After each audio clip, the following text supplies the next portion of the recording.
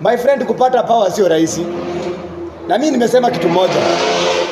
Hata Sifuna kuwe president, Babu akuwe governor, bila sisi hapa kupata power, hata sisi pia sisi bado tutakuwa hatumepata uongozi.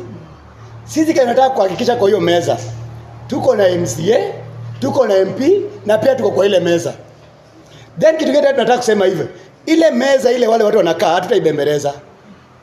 Ile meza lazima tupiganie tukae pale.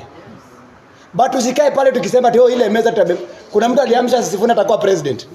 Kuna mtu aliamsha Babu Owino atakuwa governor. Si alijiamsha? Hapa pia tutapata president hapa. Nakumbuka Sifuna akienda kuchukua mambo ya nini?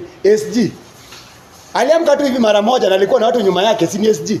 Si alikuwa SG wa ODM. Akakuja saa hizi ni president. Anaenda kuwa president, si ni kweli?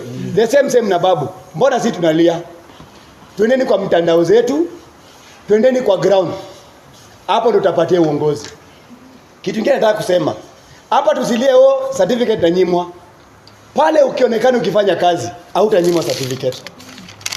Turudi kwa ground zetu. Venye president amesema Wajivanji.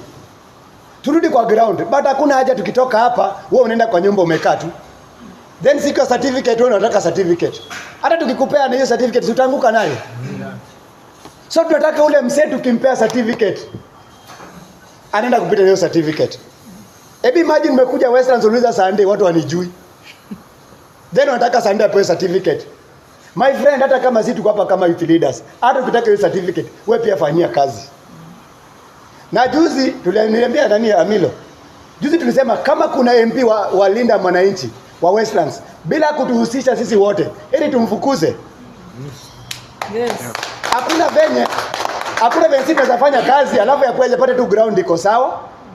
Hata kama ni women ndio panataka uongozi, pia tukalishe kwa meza. The same pia Babu tutakaa naye kwa meza na Sifuna tutakaa naye kwa meza. Na je, tutakaa naye kwa meza kama tuko weak? No.